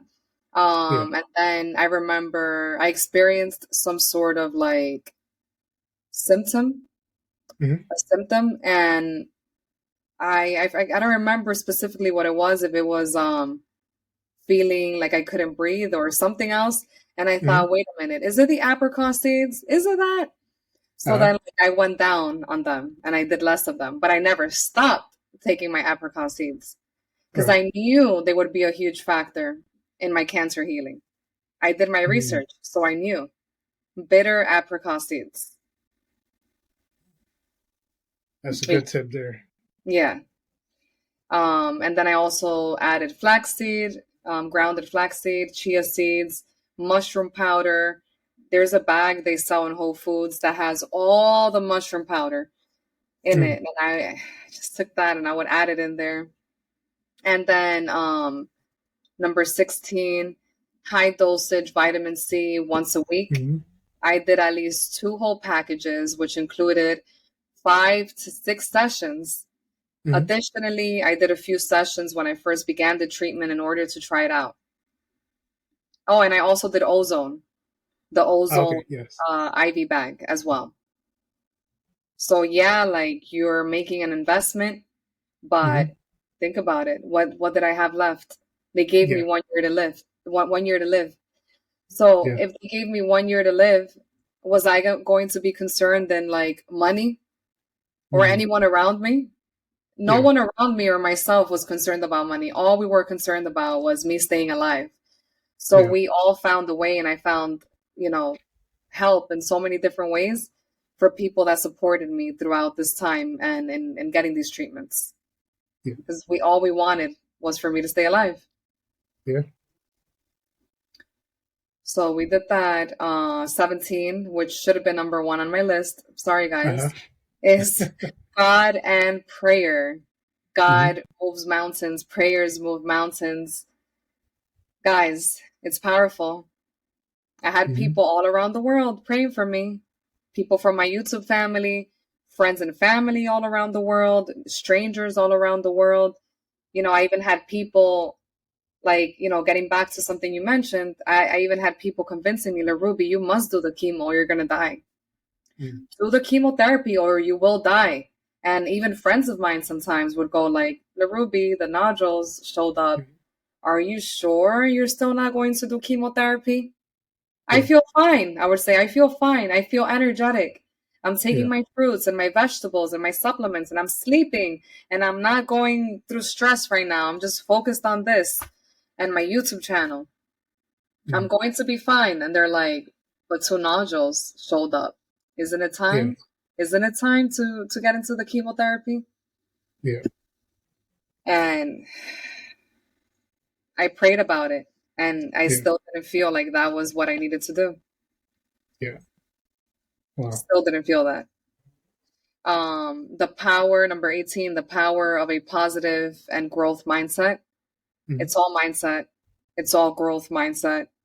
I easily could have said, I give up, take me. And I did one day. I gave up. This was, oh my God, guys. I don't know if in my channel you guys can see like how dramatic this was, but this was hard. This was not easy to go through. It was not. And one day I was in the kitchen and I remember telling my mom, crying in tears. I was in my mom's house because after the surgery, I didn't want to be alone. Like, Mm-hmm. I felt like if I'm alone, what if I die or something? Like, it was just like these thoughts. So I just stood with my mom and I needed the help with my girls. And I said, I'm like, that's it. I'm going to do chemo. And I told my brother, come to the kitchen. I'm going to do chemo. I'm ready. I called my close friend and I told her I'm going to do chemo. I can't. I don't want to deal with this uncertainty anymore. Like let the chemical go through me. Let this drug go through me and like let it be the thing that eradicates the cancer that's in my body. The doctors are recommending it. They say that I should take it. Let me be done and over with this. I can't with this uncertainty anymore. Of feeling, Right. am I gonna stay alive? Right. Or am I going to die? I cannot deal with this anymore. I'm done. I was like, I'm done. I can't do this anymore. Yeah. And right there in that moment, I had a friend call me. Um, like God works in mysterious ways. Like I never knew that this person, this coworker would actually like be such a good friend to me in such a harsh time in my life, in such a difficult Right. moment in my life. And he actually like stood out from everyone, Mm-hmm. Yeah. because like not everyone shows up in your life the This is way you true. need them to when you're going through a hard circumstance. This is very true. Very true. Yeah, and he called me in that moment. He said, what are you doing? I said, I'm crying right now. Mm-hmm. I'm crying right now because I can't take it anymore. Like I'm supposed to die from this Mm-hmm. cancer and I don't want to die, and I believe in the healing of my natural holistic healing that I'm going through, and checking my blood levels when I go to the doctor. I get my blood levels checked for the cancer, see how it's going, and I get my scans, but I can't take it anymore. Like, Right. am I going to die or not? And then people telling me that I should go and take it.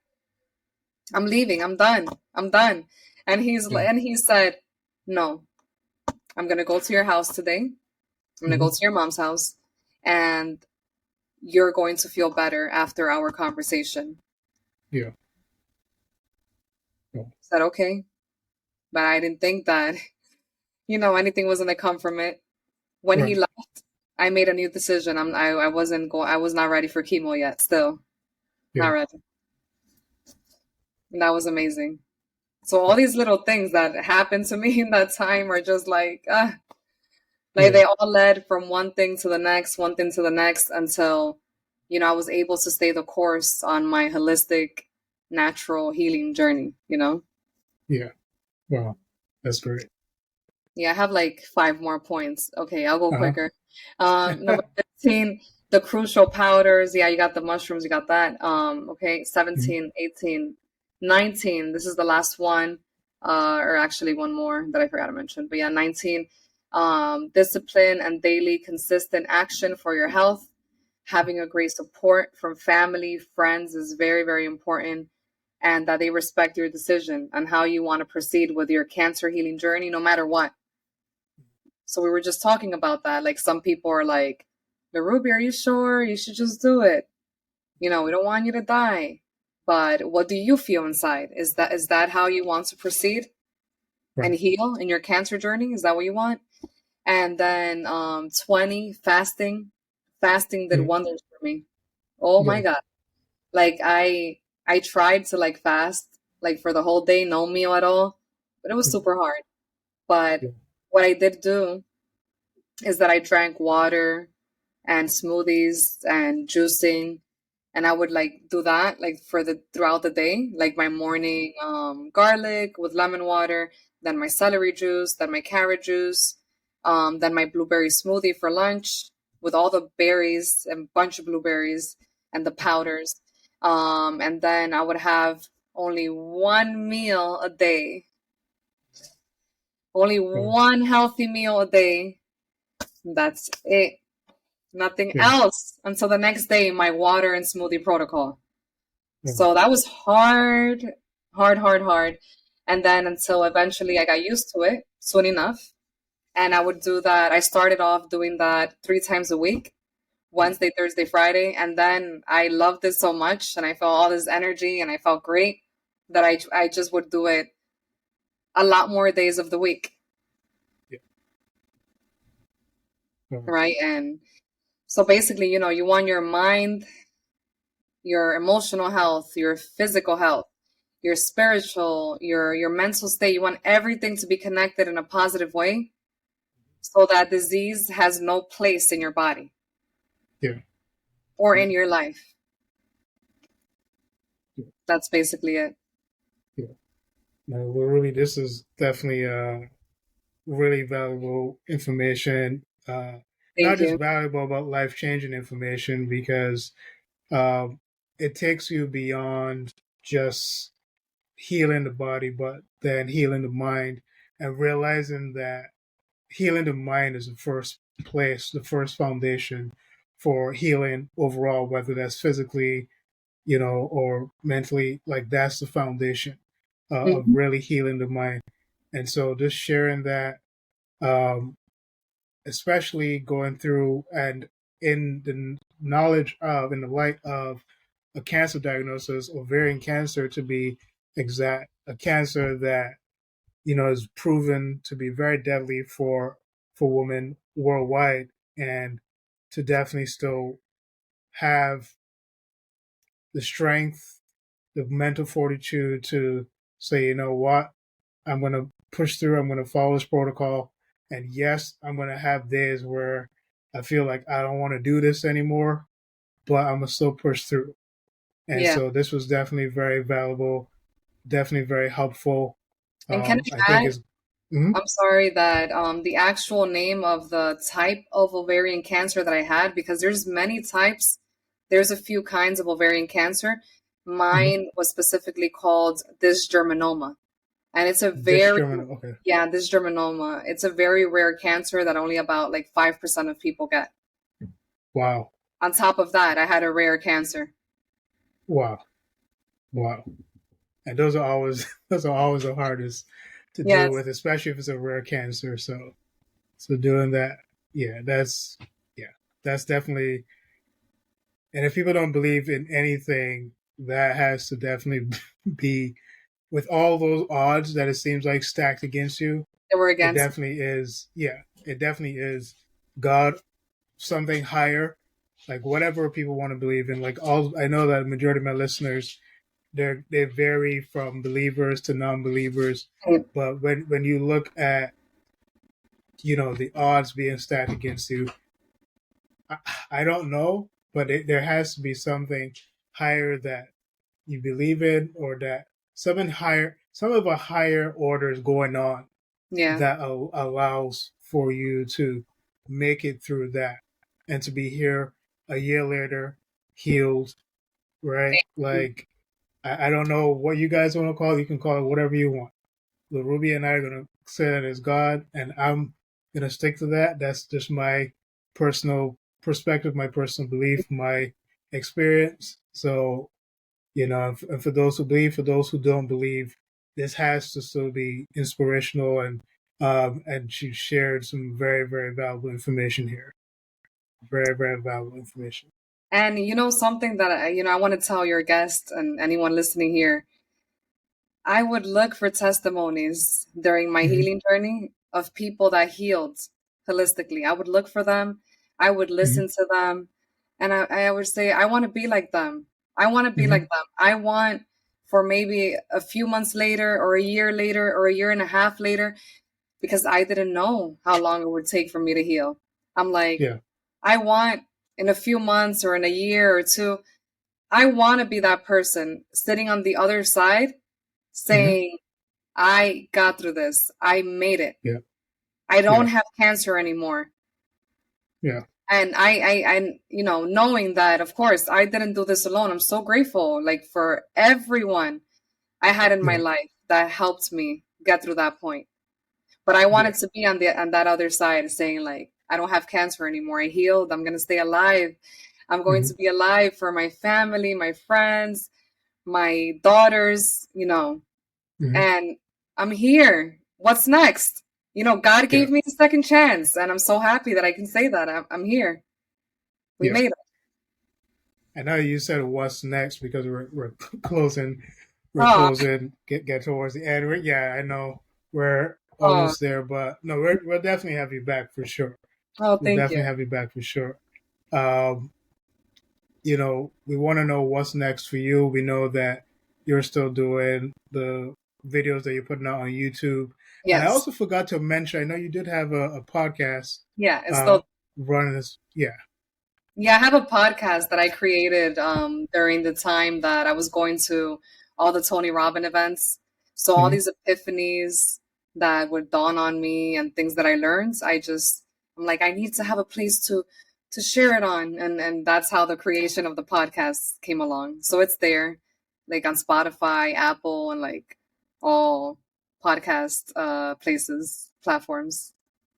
So we'll definitely put that down in the description so you guys can go and listen there as well. And Also, yeah, Lerubi, it's definitely been amazing. I'm definitely glad we got to reconnect after what, 10 years, I think?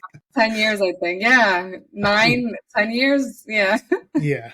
Yeah, it's been a while. It's been a Yeah. while. Well, guys, I know there's been a lot of valuable information shared.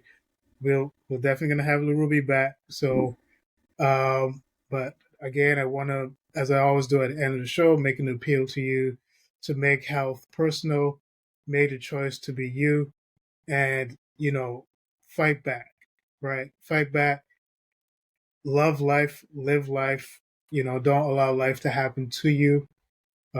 Push ahead, push through it all. I promise, and Ruby will promise that if you put the work in, you'll see the results, and you'll see the results that you want. All Mhm. right. So I want you guys to really keep that forefront, right? Keep it at the front of your mind and know that you're going to be able to push through it and succeed. All right. So that's it, guys. This is Stephen Leslie. This is the I Choose Health podcast. Looking forward to see you guys back on the show. Hope you guys have a great one. Peace. Thank you, Stefan. Thank you so much for having me. I appreciate you guys. Bye.